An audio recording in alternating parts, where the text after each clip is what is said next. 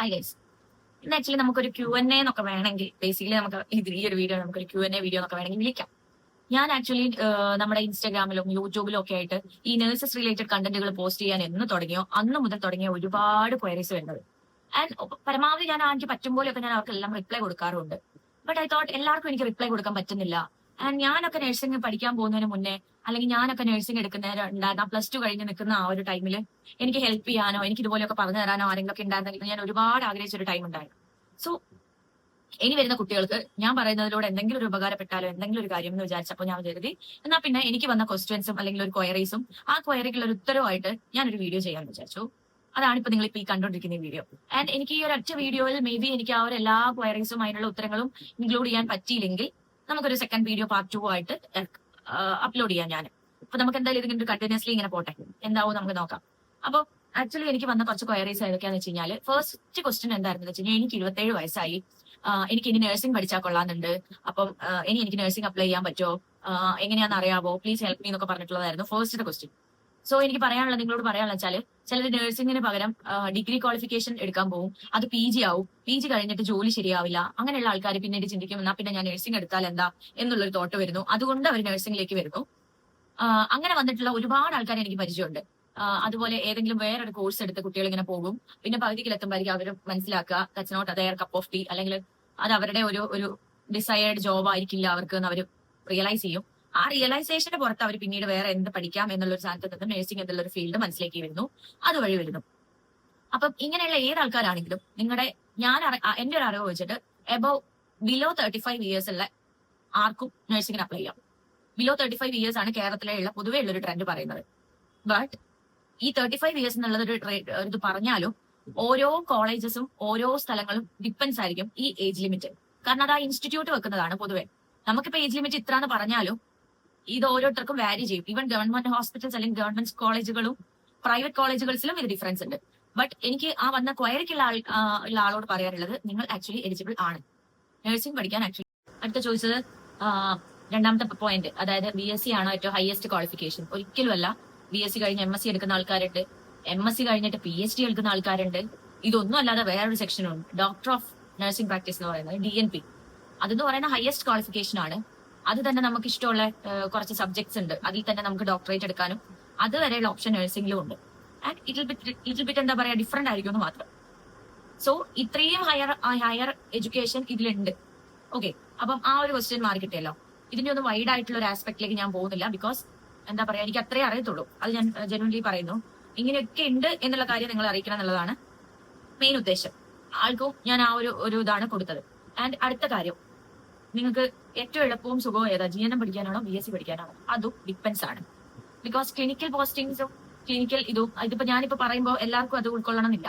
അപ്പോൾ എന്റെ അഭിപ്രായത്തിൽ GNM പഠിക്കുന്ന ആൾക്കാർക്ക് GNM പഠിക്കാം, BSc പഠിക്കുന്ന ആൾക്കാർക്ക് PSc പഠിക്കാം. That's depends on that person എന്ന് വേണമെങ്കിൽ ഞാൻ പറയാം. 3 വർഷം കൊണ്ട് വേഗം പഠിച്ചിറങ്ങി ജോലിക്ക് കയറാൻ താല്പര്യമുള്ള ആൾക്കാരാണെങ്കിൽ അവർക്ക് GNM എടുക്കാം.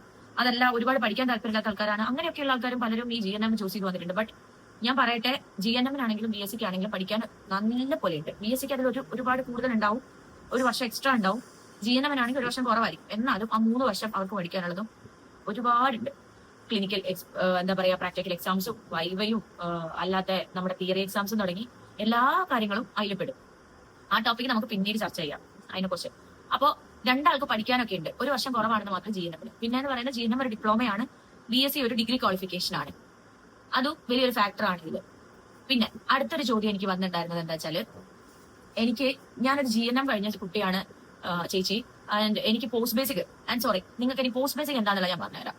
പോസ്റ്റ് ബേസിക് BSc നഴ്സിംഗ് എന്ന് പറയുന്ന ഒരു പരിപാടിയുണ്ട്. എന്ന് വെച്ച് കഴിഞ്ഞാൽ GNM കഴിഞ്ഞ ഒരു കുട്ടിക്ക് പിന്നീട് അവരുടെ എഡ്യൂക്കേഷണൽ ക്വാളിഫിക്കേഷൻ അപ്ഗ്രേഡ് ചെയ്യാൻ വേണ്ടിയിട്ട് അവർക്ക് പഠിക്കാൻ പറ്റുന്ന ഒരു കോഴ്സാണ് പോസ്റ്റ് ബേസിക് BSc നഴ്സിംഗ് എന്ന് പറയുന്നത്.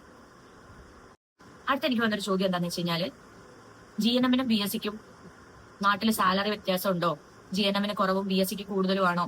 പുറത്തെങ്ങനെയാണ്? അബ്രോഡ് പോകുമ്പോൾ ബുദ്ധിമുട്ടാണോ? എന്ന് തുടങ്ങിയ കാര്യങ്ങളാണ് അടുത്ത എന്നോട് ചോദിച്ച ചോദ്യം. ആ ക്വയറിക്കുള്ള ഉത്തരം എന്താണെന്ന് വെച്ച് കഴിഞ്ഞാൽ, എന്റെ അറിവിൽ കേരളത്തിൽ ഒരു പരിധി വരെ ഏതൊക്കെയോ ഒരു ടൈമിൽ അത് ഏതൊക്കെയോ ഇൻസ്റ്റിറ്റ്യൂട്ടിലും കോളേജുകളിലും അതേപോലെ തന്നെ ഈ പ്രൈവറ്റ് ഹോസ്പിറ്റൽസുകളിലും ചില സ്ഥലങ്ങളിൽ BSc-ക്ക് വേറെ GNM-ന് വേറെ ആയിരുന്നു സാലറി കൊടുത്തോണ്ടത്. അത് കഴിഞ്ഞ് ഇപ്പത്തെ ആ ഒരു ട്രെൻഡ് മാറി ഇപ്പത്തേക്കും ഒരുവിധം എല്ലാ പ്രൈവറ്റ് ഹോസ്പിറ്റൽസിലും GNM-നും BSc-ക്കും സെയിം സാലറിയാണ് കൊടുക്കുന്നത്. ബട്ട് എന്നാലും എവിടെയൊക്കെയോ ഇപ്പോഴും ഉണ്ടെന്ന് ഞാൻ വിശ്വസിക്കുന്നു. എനിക്ക് അതിനെക്കുറിച്ചുള്ള ഒരു എന്താ പറയാ കറക്റ്റ് ആയിട്ടുള്ള ഒരു ഇൻഫർമേഷൻ കിട്ടിയിട്ടില്ല. ബട്ട് ഒരു ഗവൺമെന്റ് സെക്ടറിൽ നിങ്ങൾ ഒരു PSC എഴുതി കയറുന്ന ഒരു ഗവൺമെന്റ് സ്റ്റാഫ് ആണെങ്കിലും അല്ലെങ്കിൽ താൽക്കാലിക വേജസിൽ വർക്ക് ചെയ്യുന്ന ഒരാളാണെങ്കിലും NHM ആണെങ്കിലും അതല്ല വേറെ ഏതെങ്കിലും തരത്തിൽ നിങ്ങൾ ഗവൺമെന്റ് ആശുപത്രിയിൽ ഹോസ്പിറ്റൽ ഡെവലപ്മെന്റിന്റെ അണ്ടറിൽ വർക്ക് ചെയ്യുകയാണെങ്കിലും ഒരു ഗവൺമെന്റ് ആശുപത്രിയിൽ വർക്ക് ചെയ്യുകയാണെങ്കിലും അല്ലെ നല്ല റെപ്യൂട്ടഡ് ആയിട്ടുള്ള ഒരു പ്രൈവറ്റ് ഹോസ്പിറ്റലിൽ വർക്ക് ചെയ്യാറുണ്ട് പല സ്ഥലങ്ങളിലും GNM-നും BSc-ക്കും സെയിം സാലറിയാണ്. ഓക്കെ, ഇനി അടുത്തൊരു ഫാക്ടർ എന്ന് പറയുന്നത് അബ്രോഡ് പോകുന്ന കാര്യം. ചില ആൾക്കാർക്ക് ഒരു വിദ്യാധാരണയുണ്ട് GNM കഴിഞ്ഞ ഒരാൾക്കും ഒരു സ്ഥലത്തും പോകാൻ പറ്റില്ല എന്നുള്ളത്. ഒരു കുട്ടി എന്നോട് അത് ഡയറക്റ്റ്ലി ചോദിക്കുകയും ചെയ്തു, ചേച്ചി ഞാൻ GNM ആണ് പഠിച്ചത്, BSc പഠിച്ചിട്ടില്ല, അതുകൊണ്ട് എനിക്ക് ഇനി അബ്രോഡ് പോകാൻ പറ്റുമോ, ഞാൻ GNM ആണ് പഠിച്ചുകൊണ്ടിരിക്കുന്നത്. അതൊരു കുട്ടിയാണ്. അപ്പോൾ ഐ മീൻ സ്റ്റുഡന്റ് പീരീഡിലാണ് അപ്പൊ കുട്ടി ഉള്ളത്. മേ ബി അതുകൊണ്ടായിരിക്കും അവർക്ക് ആ ഒരു കറക്റ്റ് ഇൻഫർമേഷൻ കിട്ടാതിരുന്നതെന്ന് വിചാരിക്കുന്നു ഞാൻ. കാരണം GNM ആണെങ്കിലും BSc ആണെങ്കിലും പോകാൻ യാതൊരു ബുദ്ധിമുട്ടും ഇല്ല. ഇപ്പൊ നിങ്ങൾ നോക്കുന്നത് ഒരു എന്താ പറയാ യൂറോപ്യൻ കൺട്രി ആണെങ്കിൽ അതിപ്പോ ജർമ്മനി ആയിക്കോട്ടെ, പിന്നെ അയർലൻഡ് ആയിക്കോട്ടെ, UK ആയിക്കോട്ടെ, വേറെ ഇപ്പൊ എവിടെയാ പറയാനുള്ളത്, ഇങ്ങനത്തെ കൺട്രികൾ എവിടെയാണെങ്കിലും GNM-നും BSc-ക്കും രണ്ടുപേർക്കും പോവാം. അതിൽ പല സ്ഥലങ്ങളിലും GNM-നും BSc-ക്കും സെയിം സാലറിയാണ്. അതും എക്സ്പീരിയൻസ് ബേസിസിലാണ് അവർക്ക് എന്ത് ചെയ്യുന്നത്, സാലറി എന്ന് പറയുന്നത് ഡിറ്റർമിൻ ചെയ്യുന്നത്. ആൻഡ് UK-ൽ പല സ്ഥലത്തും ഉണ്ടോ എന്നുള്ളത് എനിക്കറിയില്ല. ബട്ട് അയർലൻഡ്, അതേപോലെ ഇപ്പം നമ്മുടെ ജർമ്മനി, അവിടെയൊക്കെ എല്ലാവർക്കും സാലറി സെയിം ആണ്. ഈവൻ അവർ നോക്കുന്നത് എക്സ്പീരിയൻസ് ബേസിസിലാണെന്ന് മാത്രം. ഇനി നിങ്ങൾക്ക് വേറെ ഒരു ഫാക്ടർ ഞാൻ പറഞ്ഞല്ലോ. നെക്സ്റ്റ് ഫാക്ടർ എന്ന് പറയുന്നത് GCC കൺട്രീസ് ആണ്. ഈ GCC കൺട്രീസ് അഥവാ പിന്നെ UAE, കുവൈത്ത്, സൗദി, ഖത്തർ തുടങ്ങിയ സ്ഥലങ്ങളിലൊക്കെ ആണെങ്കിൽ അവർക്കൊരു ക്രൈറ്റീരിയ ഉണ്ട്. ഈവൻ BSc-ക്ക് വേറെ GNM-ന് വേറെ സാലറിയിൽ വരെ ചില സ്ഥലങ്ങളിൽ അവര് ഡിഫറൻഷിയേറ്റ് ചെയ്യുന്നുണ്ട് സാലറി വരെ. ആൻഡ് ഓൾസോ ഈ GCC കൺട്രീസിൽ ചില സ്ഥലങ്ങളിൽ BSc നഴ്സുകാർക്ക് എക്സ്പീരിയൻസിന്റെ ആവശ്യമില്ല, അല്ലെങ്കിൽ 1 year എക്സ്പീരിയൻസ് ചോദിക്കുമ്പോൾ ഇപ്പോഴത്തെ GNM-ന് ചോദിക്കുക 3 years ഓഫ് എക്സ്പീരിയൻസ് ആണ്. 3 to 4 years ഓഫ് എക്സ്പീരിയൻസ് വേണ്ടി വരും പല സ്ഥലത്തേക്കും അവർക്ക് മൈഗ്രേറ്റ് ചെയ്യണമെന്നുണ്ടെങ്കിൽ. അത് BSc ആണെങ്കിൽ 1 year കൊണ്ട് അവർക്ക് മൈഗ്രേറ്റ് ചെയ്യാം. അതാണ് GCC കൺട്രീസിലേക്കുള്ള ഒരു ബേസിക് ഡിസ്ക്രിപ്ഷൻ. എന്ന് വെച്ചാൽ GCC യൂറോപ്യൻ കൺട്രീസിലും നമ്മുടെ കേരളത്തിലൊക്കെയുള്ള മൊത്തത്തിലുള്ള ഒരു സാധനമാണ് ഇപ്പൊ ഞാനിപ്പോ നിങ്ങൾക്ക് പറഞ്ഞത്.